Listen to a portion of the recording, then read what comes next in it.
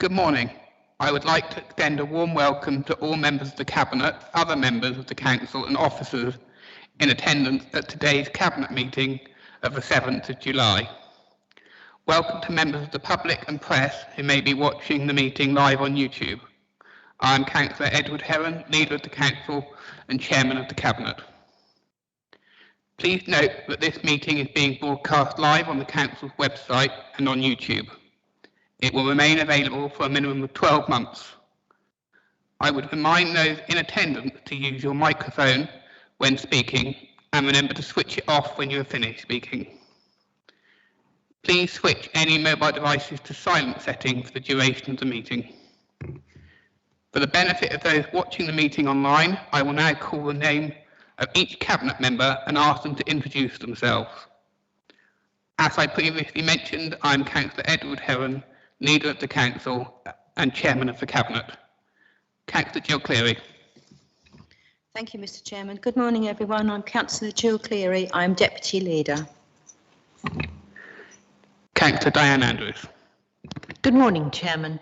I'm Councillor Diane Andrews, Portfolio Holder for Planning, Regeneration and Infrastructure. Councillor Steve Davies. Good morning, Chairman. I am Councillor Steve Davis. I am the portfolio holder for the Environment and Coastal Services. Councillor Michael Harris. Good morning, Chairman.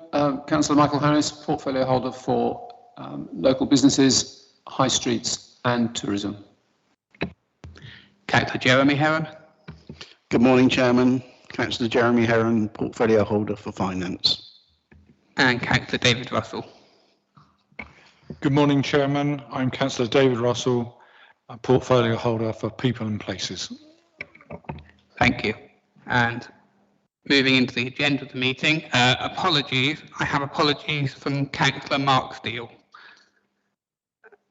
Item 1, minutes of the last meeting. Do members of the Cabinet agree the minutes of the meeting of the 2nd of June? Please indicate. Agreed. Thank you. Item 2, declarations of interest.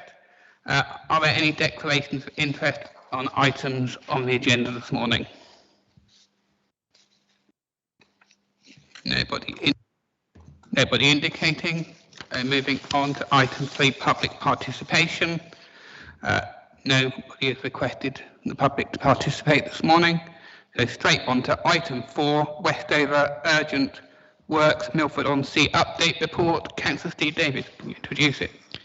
Thank you, Chairman. I'm delighted to present the urgent works seawall at Westover Milford-on-Sea report. This has been a phenomenal piece of work that was achieved and completed at the end of last year. All the works for the emergency were completed as spec'd. So that was a great achievement. In addition to this work, so Chairman, it's worth pointing out that we are already moving forward alongside the Bournemouth and Christchurch and Poole Council with a Christchurch-based strategy, which will look at the entire coastline from Hengesbury Head to Hurst Spit. This will enable us to go forward with the Environment Agency and seek further funding. Additionally, in Milford, of course, this week on Monday, the replenishment of the beach started, which was an biannual event, which is very expensive, but it's covered by our budget, and that should complete within 2 weeks. It's worth pointing out, though, that during this work, the capacity at Hurst Road car park will be slightly reduced to enable the trucks to move in and out. Thank you, Chairman. We could fund this work because we had reserves to do it. And I'm delighted to say that we are able to complete this as spec'd, but I will point out that we have yet to receive any funds in return from the EA. We've submitted the business case and we're hoping to achieve some recompense in due course. Thank you, Chairman. Thank you. What I propose to do is go through the paper by paragraph for any questions or clarifications, and then I will come back for comments at the end. So page 1 with the recommendation at the top, page 2, 3, finance implications? No. Any comments from members of the Cabinet? Jeremy. Thank you, Leader. Just to say that the initial budget, or the revised budget on this project, was £2.125 million, a not insignificant amount of money. When we came through the project, obviously that came back down to 1.9 million as the expenditure on it. And we have looked for funding from several areas of grant and the Environment Agency, bringing, we hope, as Councillor Davies has already said, we haven't got any necessarily received all the money from other things, but that will still leave this council with a bill of over £500,000 on that project. We have a considerable amount of coastline on the New Forest. I know we are the New Forest, but we go right down to the water in several places. And this sort of expenditure for a small district council is not really sustainable.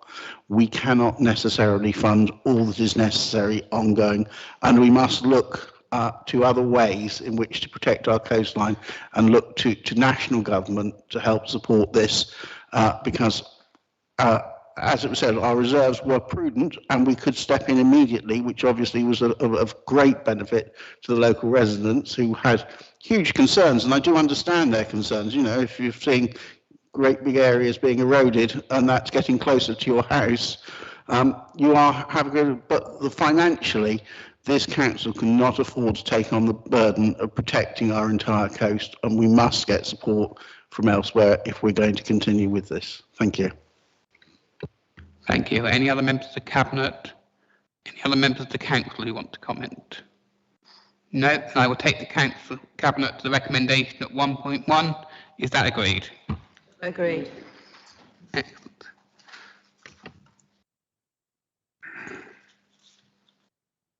Apologies, technology is slightly slower than paper. Agenda item 5 is the annual performance and provisional budget outturn.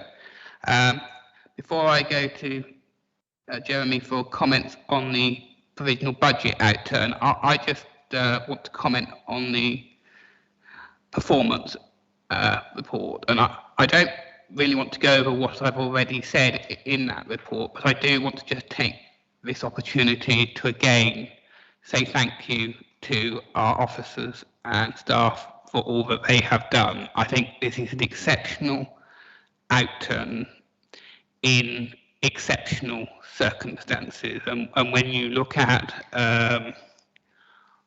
all that they have had to do and to cope with in the course of the day-to-day jobs that have continued, and then look at those things that we have done to support our community in the response to COVID, sometimes at very short notice, and particularly under the revenue benefits team, sometimes it's very complex at very short notice. I think that we should be rightly proud of our officers, and I certainly am. With that, Councillor, do you want to say anything about the financial outturn? Thank you, Leader. I will just make a comment. This reflects on an exceptional year. In the over 20 years that I have been on this council, we have never had to required to redo the budget. And on this year we had to have an emergency budget because COVID came along shortly after we set ours, and that turned the world on its head. It turned the world on its head not just because of the impact that it had, but because when we went into it, we had a huge amount of uncertainty, limited reserves, and we were not at all sure as we saw things like the revenue from our leisure centres simply cease. So we had a massive hole in our budget, in our income, no certainty at that point as to what sort of support we would receive, and limited reserves on which that we could rely on to support this council and ensure that essential services continued throughout the pandemic. I'm delighted to say that those essential services were delivered throughout the pandemic in an amazing way by the support of our staff and the local community. And as the support came in from local government, it showed that we had made a prudent decisions on what we needed to do to ensure that we were rephasing expenditure, making sure that we could continue, and that actually the net outcome is better than originally we would have thought through, and we actually came through with an increase in our surplus on that, and we came out in a reasonably comfortable place following this pandemic, financially stable and secure. That said, I don't want anyone to get excited and start looking at catalogues for shopping, because if you look forward on our medium-term financial plan, you will look to see that we still have issues to address on our finances going forward. Not that we won't manage that, but we do have them, and so this good position that we've come out in will be handy for us as we go forward into the coming years, over the next 3 years. So thank you. Thank you. I'm going to go through the report again by page for any questions or clarifications, and I'll go out for comments wider. So page 1 with the recommendations at the beginning, 2 with the figures, 3, and then 4, and then obviously the appendix with the performance report. First of all, members of Cabinet. Okay. Of course. Thank you, Chairman. I'd like to ask a question, please, on behalf of the Opposition Leader, Councillor Malcolm Wade, who cannot be here today and sends his apologies, if I may, Chairman. Referring to page 31 of the annual performance report, which outlines the key economic development portfolio achievements over the period 2020-21, it is detailed that 60% of businesses were supported under the additional restrictions grants provided to limited companies, new enterprise and tradespeople. Equally, it's detailed that the Council is now in contact with 60% of the businesses in the district. Could you clarify, please, are these the same businesses, i.e. 60% of businesses in total across the two activities? Thank you. Thank you. Ken, do you want to answer that, or do you want me to ask officers to answer that one? My understanding is that they are probably similar, if not exactly the same, but officers might well be able to clarify that more accurately. Thank you, Chair. I can make sure we get a clarification on that. Thank you very much indeed. Thank you. Any other questions, comments? I'll go to recommendation. Again, slow on electronic. At 1, are we all agreed? Agreed. Thank you. So item 6 is work smart. Members, again, this is one I think for me. I don't want again to go through what I have said in the comments in the report, but what I will say, members, is that this is responding, I think, both to the desires expressed by our members of staff. It's also responding to a seismic shift in the way we work nationally. I think most businesses, not all, most businesses are looking at how they might work smarter in the future. It's responding to the exceptional rollout of IT that our IT teams did during the pandemic. I mean, we have had certainly a leap in that programme, and I think it's a great credit to our IT department that they managed to do that. I think it's, again, an amazing credit to our staff that they managed to utilise that IT, something that would have taken a massive programme of training and development. That it was challenging for lots of us, and they quickly got to make it work, and again dealt with support issues remotely. So I think this is a paper that I greatly welcome. What I will say is I think this is a learning experience, how we work, how each department works and structures within the guidance. I suspect will evolve over time. But I think with it, it brings great benefits to the work-life balance of our employees. I think it brings significant environmental benefits. I think, the days when, certainly as members, and we adjust our work, that all of us can remember the time when we jumped in our cars and driven to Appletree Court for a 5-minute meeting and thought, why did I need to do that? So no, members, I commend this report. I won't, before I go through the pages, Chief Secretary, anything you want to say on this one? If I could just come in there. I think the most important thing is that we use the opportunity to enhance our reputation as an employer of choice by actually meeting the demands of what people require in the new world that we work in. I think what we've experienced over the last 18 months, we need to move forward on and see where it takes us. I think it's very important within the report that it's reviewed, because none of us are quite certain how it's going to work going forward. But I would commend it to you as a way forward, because I think it's going to be more and more of a challenge to recruit people of high quality, and that's what we need within the forest. Thank you. Thank you. Again, I'll go through the report for questions and clarification, and then come back. Questions and clarification first, if it's sufficient. Thank you. I think the support and the working from home is very good, but if we are going to have people working from home, can we know when they're going to be here on their some days at work? Because I know Daniel works like blazes, but I've had problems and wanted to bring my computer in, and I never know when he's going to be here. If he's not here, I can't hand it to him and explain what's wrong.